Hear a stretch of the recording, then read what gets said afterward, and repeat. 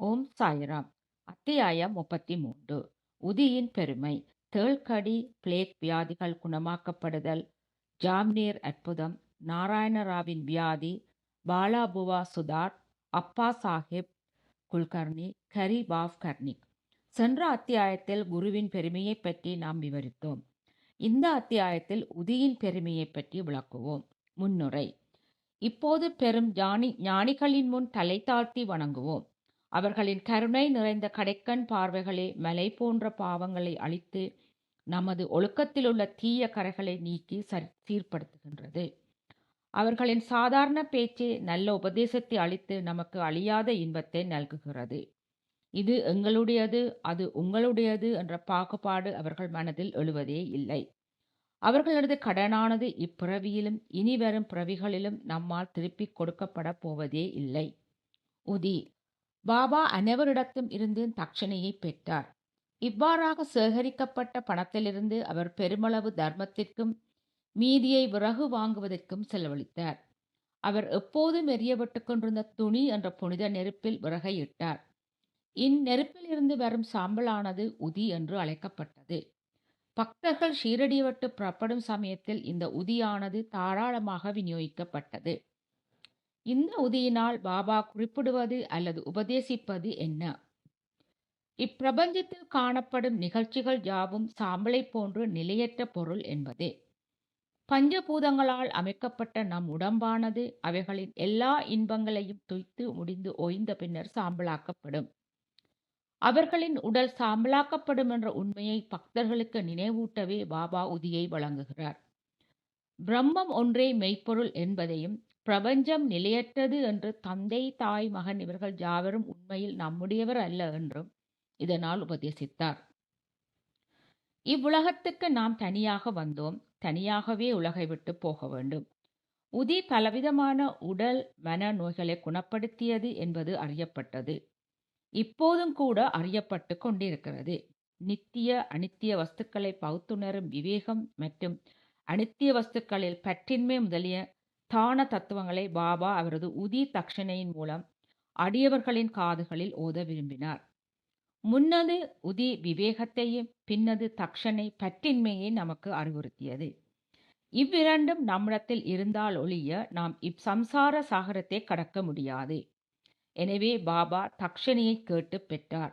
அவர்கள் விடை பெறும் போது உதியை பிரசாதமாக அளித்து அதை அவர்கள் நெற்றியிலிட்டு தமது வரம் நல்கும் கரத்தை அவர்கள் தலைமீது வைத்தார். பாபா மகிழ்வான மனநிலையில் இருக்கும்போது ஆனந்தமாக பாடுவார். அத்தகைய ஒரு பாட்டு உதியை பற்றியதாகும். உதி பாடலின் பல்லவி இவ்வாறானது. ரமதே ராம் ஆவோஜி ஆவோஜி, உதியாங்கி கோணியா லாவோஜி லாவோஜி, ஓ விளையாட்டு ராமா வாரும் வாரும், உங்களுடன் உதி மூட்டைகளை கொண்டு வாரும் வாரும். பாபா இதனை மிகுந்த தெளிவான இனிமையான குரலில் பாடுவது வழக்கம். உதியை பற்றி ஆன்மீக குறிப்பாக சொல்லப்பட்ட பொருள் இவ்வளவே. அதற்கு தன்னுடையதான லௌகீக தனிமுறை சிறப்பும் கூட உண்டு. உதி ஆரோக்கியம், சுபீட்சம், கவலைகளில் நின்று விடுதலை மற்றும் பல லோகாயுத லாபங்களை அளித்தது. எனவே நமது ஆன்மீக லௌகீக லட்சியங்களை எய்த நமக்கு உதவுகிறது. உதி பற்றிய கதைகளை நாம் இப்போது தொடங்குவோம். தேள்கடி. நாசிக்கை சேர்ந்த நாராயண மோதிராம் ஜனி என்பவர் பாபாவின் ஒரு அடியவர். இவர் ராமச்சந்திர வாமன் மோடாக் என்ற பாபாவின் மற்றொரு அடியவரின் கீழ் வேலை பார்த்து வந்தார். ஒருமுறை அவர் தமது தாயாருடன் சென்று பாபாவை பார்த்தார். அப்போது பாபா அவளிடம் அவரது மகன் இனிமேல் வேலை செய்யக்கூடாது என்றும் சுய வியாபாரம் ஆரம்பிக்க வேண்டும் என்றும் கூறினார். சில நாட்களின் பின் இவ்வுரை உண்மையானது. நாராயண ஜனி வேலையை விட்டுவிட்டு ஆனந்தாசிரம் என்ற ஒரு தங்கும் விடுதியை ஆரம்பித்தார். அது செழிப்பாக வளர்ந்தது. ஒருமுறை இந்த நாராயண ஜனியின் நண்பர் ஒருவரை தேள் கடித்தது. அதனால் ஏற்பட்ட வலி தீவிரமானது, தாங்கிக் கொள்ள முடியாதது. அத்தகைய சந்தர்ப்பங்களில் உதி மிகவும் பலனுள்ளது. வலிக்கும் இடத்தில் அது தடவப்பட வேண்டும். எனவே நாராயணன் உதியை தேடினார், ஆனால் கண்டுபிடிக்க முடியவில்லை. பின்னர் அவர் பாபாவின் படத்தின் முன் நின்று பாபாவின் உதவியை வேண்டி அவர் நாமத்தை ஜபித்து பாபாவின் படத்தின் முன்னால் புகைந்து கொண்டிருக்கும் ஊதி பத்தியின் சாம்பலில் இருந்து ஒரு செட்டிகை எடுத்து அதை பாபாவின் உதியாக நினைத்துக் கொண்டு வலிக்கும் இடத்திலும் கடி வாயிலும் தடவினார். அவர் விரலை எடுத்த உடனேயே வலி மறைந்து விட்டது. இருவருமே உணர்ச்சி வசப்பட்டு பெரு மகிழ்ச்சி உற்றனர். நெறிக்கட்டும் பிளேக் வியாதி. ஒருமுறை பாந்திராவில் உள்ள அடியவர் ஒருவர் வேறோர் இடத்தில் உள்ள தனது மகள் நெறிகட்டும் பிளேக் வியாதியால் கஷ்டப்பட்டு கொண்டிருக்கிறாள் என்பதை அறிந்தார். அவரிடம் உதி இல்லை. எனவே அவர் நானா சாஹேப் சாந்தோர்க்கிடம் அதை அனுப்பும்படி விஷயத்தை தெரியப்படுத்தினார். நானா சாஹேப் தனது மனைவியுடன் கல்யாணுக்கு பயணம் செய்து கொண்டிருந்த போது தானே ரயில் நிலையத்துக்கருகில் உள்ள ஒரு சாலையில் இவ்விஷயத்தை கேள்விப்பட்டார். அப்போது அவரிடம் உதி இல்லை. எனவே அவர் தரையிலிருந்து கொஞ்சம் மண்ணை எடுத்து பாபாவை தியானம் செய்து அவரது உதவியை தொழுது வேண்டிக் கொண்டு அருகில் இருந்த தன் மனைவியின் நெற்றியில் இட்டார். அடியவர் இவையெல்லாவற்றையும் கண்டார். பின்பு அவர் தமது மகள் வீட்டுக்கு சென்றபோது 3 நாட்களாக கஷ்டப்பட்டு கொண்டிருந்த தனது மகள் தானே ரயில் நிலையத்தருகில் நானா பாபாவை வேண்டிக் கொண்டு அதே சமயத்திலிருந்து குணமடையலானாள் என்பதை அறிந்து மிகவும் மகிழ்ச்சி அடைந்தார். ஜாம்னேர் அற்புதம். சுமாராக 1904 ஆண்டில் நானா சாஹிப் சாந்தோர்கர் ஷிரடியில் இருந்து 100 மைல்களுக்கு அப்பால் உள்ள கான்ஷீப் ஜில்லாவில் உள்ள ஜாம்னேரின் மமல்தராக இருந்தார். அவரது மகளான மைனா தாயி கருவுற்று பிரசவிக்க இருந்தாள். அவளது பிரசவம் மிகவும் கஷ்டமாக 2-3 நாட்களாக பிரசவ வேதனையால் கஷ்டப்பட்டு கொண்டிருந்தார். நானா சாஹிப் எல்லாவித பரிகாரங்களையும் செய்து முயற்சித்தும் பலனில்லை. அவர் பாபாவை நினைவு கூர்ந்து அவரின் உதவியை தொழுது வேண்டினார். அப்போது ஷிரடியில் பாபா கீர்ப்புவர் என்ற பாபா கூப்பிடும் ராம் கீர்ப்புவர் என்பவர் காந்தேஷில் உள்ள தமது சொந்த ஊருக்கு போக விரும்பினார். பாபா அவரை கூப்பிட்டு அவர் வீட்டுக்கு போகும் வழியில் உள்ள ஜாம்னேரில் சிறிது தங்கி ஓய்வெடுத்துக் கொண்டு செல்லுமாறு நானா சாஹேப்பிடம் உதியையும் ஆரத்தியையும் அளிக்கும்படியும் சொன்னார். ராம்கீர்புவா தன்னிடம் 2 ரூபாய்கள் தான் இருப்பதாகவும் ஜல்கவான் வரையிலுள்ள ரயில்வே கட்டணத்துக்கு மட்டுமே இது போதுமானது என்றும் ஜல்கவானிலிருந்து 30 மைல் தூரத்துள்ள ஜாம்னேர் வரை போவது தம்மால் இயலாது என்றும் கூறினார். இதற்கு பாபா எல்லா ஏற்பாடுகளும் செய்யப்படுமாதலால் அவரை கவலைப்படவிடாம் என்று உறுதியளித்தார். பின்னர் மாதவு அட்கரால் புனியப்பட்ட புகழ்பெற்ற ஆராத்தி பாடலை சாமாவிடம் எழுதச் சொல்லி அதன் பிரதியை உதியுடன் ராம்கீர் பாபாவிடம் கொடுத்து நானா சாஹேப்பிடம் கொடுக்கும்படி கூறினார். பின்னர் ராம்கீர் புவா பாபாவின் மொழிகளை நம்பி ஷிரடியை விட்டு புறப்பட்டு ஜல்கவானை அதிகாலை 2 மணி அளவில் அடைந்தார். அப்போது அவரிடம் 2 அணாக்கள் தான் மீதம் இருந்தது. மிகவும் நெருக்கடியான நிலையில் இருந்தார். அவரது பொறும் சுமை தணிவுறும் வகையில் ஜார் ஷிரடியை சேர்ந்த பாப்கீர்பார் என்ற ஜாரோ கூப்பிடுவது கேட்டது. பின்னர் அவர் அவனிடம் சென்று தாமே பாப்கீர் புவா என்று கூறினார். தான் நானா சாஹேப்பிலிருந்து வருவதாகவும் அவருடைய வேலையாள் என்றும் கூறி நல்ல ஜோடி குதிரைகளுடன் கூடிய ஒரு பிரமாதமான வண்டியிடம் அழைத்து சென்றான். அவர்கள் இருவரும் அதில் பிரயாணம் செய்தார்கள். வண்டி வேகமாக ஓடியது. அதிகாலையில் அவர்கள் ஓடைக்கரையொன்றை அடைந்தனர். வண்டியோட்டி குதிரைகளை தண்ணீர் குடிக்க அழைத்து சென்றான். பியூன் ராம்கீர்பாவை சிறிது உணவு உட்கொள்ளுமாறு கூறினான். பியூனின் தாடி மீசிய இவைகளெல்லாம் ராம்கீர்பா பார்த்துவிட்டு அவனை முகமதியனாக சந்தேகப்பட்டு எவ்வித சிற்றுண்டியையும் அவனிடம் இருந்து பெற விருப்பமில்லாதவராய் இருந்தார். ஆனால் வேலையாளோ தாம் ஒரு ஹிந்து கார்வாலை சேர்ந்த சத்திரியன் என்றும் நானா சாஹேப் இந்த சிற்றுண்டிகளெல்லாம் அனுப்பியிருப்பதாகவும் இதை ஏற்றுக்கொள்வதில் எவ்வித கஷ்டமோ சந்தேகமோ வேண்டியதில்லை என்றும் கூறினார். பின்னர் அவர்கள் இருவரும் சிற்றுண்டியுண்டு மீண்டும் புறப்பட்டனர். பொழுது விடியும் போது ஜாம்னேரை அடைந்தனர். ராம்கீர்புவா சிறுநீர் கழிக்க சென்ற சில நிமிடங்களில் திரும்பி வந்தார். அப்போது குதிரை வண்டியையும் வண்டியோட்டியையும் காணாது பேச்சற்றவரானார். பின்னர் அருகிலுள்ள கச்சேரி சென்று விசாரித்து மமல்தார் வீட்டில் இருப்பதை அறிந்து கொண்டார். நானா சாஹேப்பின் வீட்டுக்கு சென்று தம்மை அறிமுகப்படுத்திக் கொண்டு பாபாவின் உதியையும் ஆரத்தியையும் அளித்தார். இத்தருணத்தில் மைனா தாயின் விஷயம் மிக மிக தீவிரமடைந்து வீட்டிலிருந்தோர் அனைவரும் அவளை குறித்து ஆழ்ந்த கவலை விட்டனர். நானா சாஹேப் தனது மனைவியை அழைத்து உதிய தண்ணீரில் கரைத்து கொடுக்கும்படியும் ஆரத்தியை பாடும்படியும் கேட்டுக்கொண்டார். பாபாவின் உதவி உற்ற சமயத்தில் கிடைத்திருக்கின்றது என்று அவர் நினைத்தார். சில நிமிடங்களில் பிரசவம் பத்திரமாக ஆனது என்றும் கண்டம் கடந்து போய்விட்டது என்றும் பிரசவ அறையிலிருந்து செய்தி கிடைத்தது. ராம்கிர்புவா நானா சாஹிப்பின் பியூன் வண்டி சிற்றுண்டி நிலையில் நன்றி செலுத்திய போது நானா பெருமளவு ஆச்சரியப்பட்டார். ஏனெனில் அவர் ஸ்டேஷனுக்கு ஒருவரையும் அனுப்பவில்லை. ஷீரடியிலிருந்து வந்த ஆள் வருவதும் அவருக்கு தெரியாது. தானாவை சேர்ந்த திரு பி தேவ் என்னும் ஓய்வு பெற்ற மமல்தார் இதை பற்றி நானாவின் புதல்வனான பாபுராவ் சாந்தோர்கரிடமும் ஷீரடியை சேர்ந்த ராம்கீர் பாபாவிடம் விசாரித்துவிட்டு தன்னை தானே திருப்திப்படுத்திக் கொண்ட பின்பு சாயிலீலா சஞ்சிகையில் தொகுப்பு 11, 12 and 13 ஒரு பகுதி உரைநடையாகவும் ஒரு பகுதி கவிதையாகவும் கொண்ட கட்டுரை ஒன்று எழுதியிருக்கிறார். சகோதரர் பி.வி. நரசிம்ம சுவாமி, மைனாதாயி, பாபா சாஹேப் சாந்தோர்கர், ராம்கீர் புவா இவர்களிடமிருந்து 1/6/1936, 16/9/1936, 1/2/1936 ஆகிய தேதிகள் இடப்பட்ட வாக்குமூலத்தை பெற்று அடியவர்களின் அனுபவங்கள் பகுதி 3 பதிப்பித்து இருக்கிறார்.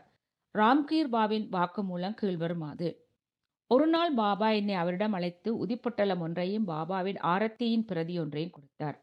அச்சமயம் நான் காந்தேஷ் போக வேண்டி இருந்தது. பாபா என்னை ஜாம்னேர் போகும்படியும் ஆரத்தி பாடலையும் உதியையும் ஜாம்னேரில் நானா சாஹேப் சாந்தேர்கரிடம் கொடுக்கும்படியும் கூறினார்.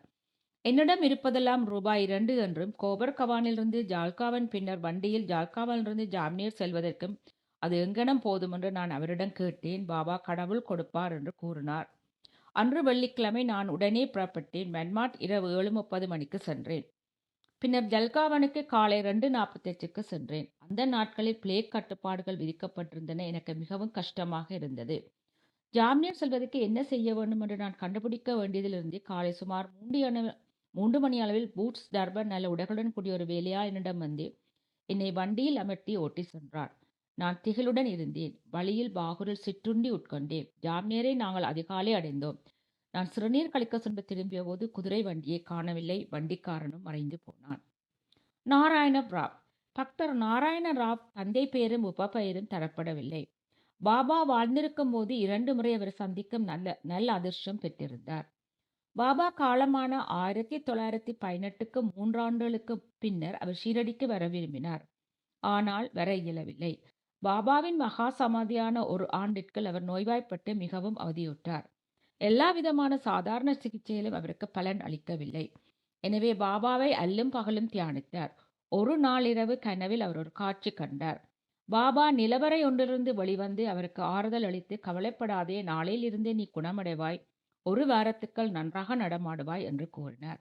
கனவில் குறிப்பிடப்பட்ட தினத்துக்குள் நாராயணராவ் பூரண குணமடைந்தார். இப்போது கருத்தில் கொள்ள வேண்டிய அம்சம் இதுதான். உடல் இருந்ததனால் பாபா வாழ்ந்து கொண்டிருந்தார். உடலை விட்டு விட்டதனால் இறந்து விட்டாரா? இல்லை. பாபா எப்போதுமே வாழ்கிறார். ஏனெனில் பிறப்பு இறப்பு என்ற இருமையை கடந்தவர் அவர். எவன் ஒருவன் முழு மனத்துடன் அவரை நேசிக்கின்றானோ அவன் எந்த நேரத்திலும் அந்த இடத்திலும் அவரிடமிருந்து பதிலை பெறுகிறான். நமது அருகிலேயே அவர் எப்போதும் இருக்கிறார். எந்த ரூபத்தையும் எடுத்துக்கொள்கிறார். பிரியமுள்ள பக்தனிடத்தில் தோன்றி அவனை திருப்திப்படுத்துகிறார். அப்பா சாஹேப் குல்கர்னி. 1917ஆம் ஆண்டு அப்பா சாஹேப் குல்கர்னிக்கு ஒரு வாய்ப்பு நேரிட்டது. அவர் தானேவிக்கு மாற்றப்பட்டு பாலா சாஹேப் பாடேயால் அளிக்கப்பட்ட பாபாவின் படத்தை வழிபடத் தொடங்கினார். உண்மையான ஆர்வத்துடன் அவர் வழிபாடு செய்தார். பூ, சந்தன, நைவேத்தியம் இவைகளை தினமும் பாபாவின் படத்தின் முன் சமர்ப்பித்தார். அவரை நேரில் காணவும் விரும்பினார். இது தொடர்பாக ஒன்றை குறிப்பிடலாம். பாபாவின் படத்தை ஆர்வத்துடன் பார்ப்பதானது அவரை நேரில் காண்பதற்கு சமமாகும். கீழ்வரும் கதை இவ்வுண்மையை வெளிப்படுத்துகிறது. பாலபுவா சுதார். பம்பாயை சேர்ந்த பாலபுவா சுதார் என்னும் அருட்தொண்டர்.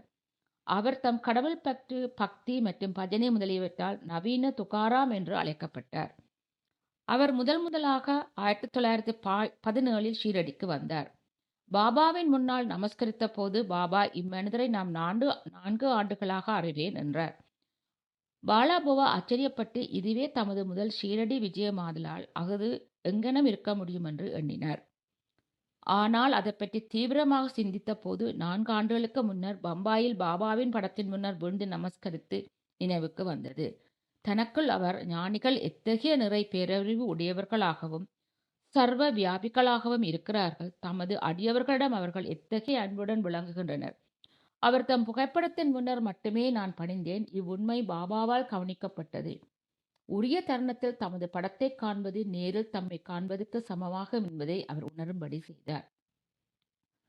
அப்பா சாஹேப்பின் கதைக்கு திரும்புவோம். அவர் தானேவில் இருந்தபோது வண்டி என்னும் இடத்தில் செல்ல வேண்டி இருந்தது.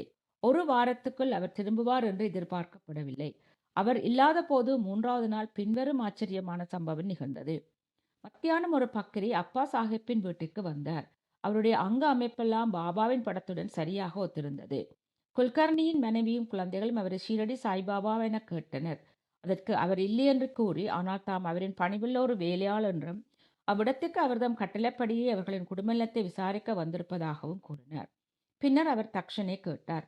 அப்பண்மணி 1 ரூபாய் கொடுத்தார். அவர் உதிப்பொட்டலம் ஒன்றைக் கொடுத்து அதை வழிபாட்டுக்காக பூஜை அறையில் படத்துடன் வைக்கும்படி கூறினார். பின்னர் அவர் வீட்டை விட்டு போய்விட்டார். இப்போது சாயின் அற்புதமான லீலையை கேளுங்கள். அப்பா சாஹிப் தனது குதிரை பீவண்டியில் ஓய்வாய்ப்பட்டதால் பயணத்தை தொடர முடியவில்லை. அந்த நாள் மாலை அவர் வீட்டுக்கு திரும்பினார். மனைவியின் மூலம் பக்ரி விஜயத்தை பற்றி அறிந்தார். தான் அப்பக்ரியின் தரிசனம் பெறாததையும் 1 ரூபாய் மட்ட தட்சணையா அளிக்கப்பட்டதும் குறித்து திருப்தி இல்லாததை நினைத்து மனதில் சிந்தனை செய்தார்.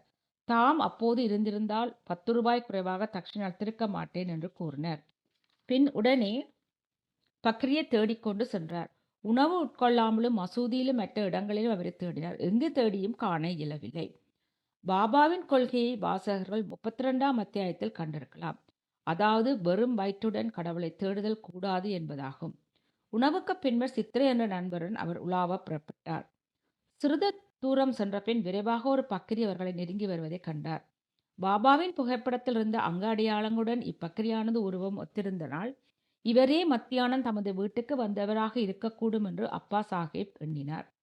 பக்ரி உடனே தமது கையை நீட்டி தக்ஷனை கேட்டார். அப்பா சாஹேப் அவருக்கு 1 ரூபாய் அளித்தார். அவர் மீண்டும் கேட்கவே அப்பா சாஹேப் மேலும் 2 ரூபாய் கொடுத்தார்.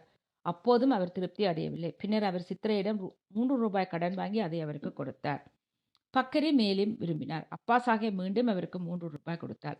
மொத்தத்தில் 9 ரூபாய். பக்கரி திருப்தி அடைந்தவராய் காணப்படவில்லை. மேலும் கேட்டார். பின்னர் தம்மிடம் ஒரு 10 ரூபாய் கரன்சி நோட்டு இருப்பதாக அவரிடம் கூறினார். பக்கரியும் அதையே கேட்டு வாங்கிக் கொண்டு 9 ரூபாயை திருப்பி கொடுத்துவிட்டு போய்விட்டார். முன்னர் அப்பா சாஹேப் தாம் 10 ரூபாய் கொடுக்கிறேன் என்று கூறினார். அத்தொகையும் அவரிடமிருந்து பெற்றுக்கொள்ளப்பட்டது. பாபாவின் ஸ்பர்சத்தால் புனிதமாக்கப்பட்ட 9 ரூபாய்களும் அவரிடமே திருப்பி தரப்பட்டன. 9 என்ற எண் குறிப்பிடத்தக்கது. அது நவவித பக்தியை குறிக்குகிறது. லக்ஷ்மி பாய் சிண்டேவுக்கு பாபா தமது கடைசி தருணத்தில் 9 ரூபாய் கொடுத்ததை கவனிக்கலாம். அப்பா சாஹேப் உதிப்பட்டத்திலே சோதனை செய்தார். அதில் சில மலர் இதழ்களும் அக்ஷதைகளும் இருப்பதை கண்டார். பின் சில நாட்களுக்கு பிறகு ஷிரடி சென்றபோது பாபாவின் ரோமம் ஒன்று அவருக்கு கிடைத்தது. அதையும் உதிப்பட்டலத்தையும் ஒரு தாயத்தில் வைத்து எப்போதும் தமது புயத்தில் அணிந்து கொண்டார். அப்பா சாஹேப் உதியின் சக்தியை உணர்ந்து கொண்டார். அவர் மிகவும் புத்திசாலியாய் இருந்த போதும் ஆரம்பத்தில் சம்பளமாக ரூபாய் 40 பெற்று வந்தார். பாபாவின் படமும் உதியையும் பெற்றான பிறகு 40 ரூபாயை போல் பல மடங்கு அவர் மாத சம்பளமாக பெற்றார். அதிக ஆற்றலும் செல்வாக்கும் படைத்தவரானார். இந்த உலக நன்மைகளுடன் கூட அவர் தம் ஆன்மீக முன்னேற்றமும் துரிதமானது. எனவே பாபாவின் உதியை பெற்றிருக்கும் நல்லதிர்ஷ்டமுடையவர்கள் அதை குளித்தபின் நெற்றியில் இட்டுக்கொண்டு சிறிதளவு எடுத்து தண்ணீரில் கரைத்து புனித தீர்த்தமாக குடிக்க வேண்டும். ஹரிபாவ் கர்னிக் 1917ஆம் ஆண்டில் தானே ஜில்லாவை சேர்ந்த ஹரிபாவ் கர்னிக் ஷீரடிக்கு குரு பூர்ணிமா தினத்தன்று வந்து உரிய சம்பிரதாயங்களுடன் பாபாவை வணங்கினார். உடைகளையும் தக்ஷனையும் அவர் சமர்ப்பித்தார். சாமா மூலமாக பாபாவிடம் விடைபெற்ற பிறகு மசூதியின் படிகளில் இருந்து இறங்கினார். பின் இன்னும் 1 ரூபாய் பாபாக்கு தக்ஷனை கொடுக்க எண்ணினார். எனவே அவர் சற்றே திரும்பவும் படிகளில் ஏற முயற்சித்தார். ஆனால் அவர் பாபாவின் விடையை பெற்றுக்கொண்டதால் போகும்படியும் திரும்பி வர வேண்டாம் என்றும் ஷாமா ஜாடை காண்பித்தார். எனவே அவர் வீட்டுக்கு கிளம்பினார். திரும்புகையில் நாசிக்கில் காலராவின் கோவிலுக்கு தரிசனத்துக்காக சென்றார். கோவிலின் பெரிய கதவு சிறிதே உட்புறம் அமரும் நரசிங்க மகாராஜ் என்ற ஞானி தமது அடியவர்கள் அவ்விடத்திலேயே விட்டுவிட்டு ஹரிபாபாவிடம் வந்து அவரின் மணிக்கட்டை பிடித்து எனது 1 ரூபாயை கொடு என்றார். கர்னிக் வியப்படைந்தார். மிகுந்த இஷ்டத்துடன் அந்த 1 ரூபாயை கொடுத்தார். சாயிபாபா எங்கனம் தான் கொடுத்த இஷ்டப்பட்டிருந்த ரூபாயை நாசிக்க சேர்ந்த நரசிங்க மகாராஜ் வழியாக வாங்கினார் என்று எண்ணினார். இத்தகைய ஞானிகள் அனைவரும் ஒன்றே என்ற உண்மையை எங்கனம் அவர்கள் ஒத்திசைவுடன் செயல்படுகிறார்கள் என்பதையும் காட்டுகிறது. ஸ்ரீ சாயி பணிக. அனைவருக்கும் சாந்தி நிலவ.